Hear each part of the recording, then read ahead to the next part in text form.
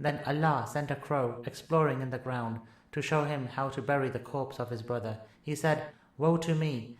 Am I unable to be even like this crow and bury my brother's corpse?" Thus he became regretful. Then Allah sent a crow exploring in the ground to show him how to bury the corpse of his brother. He said, "Woe to me!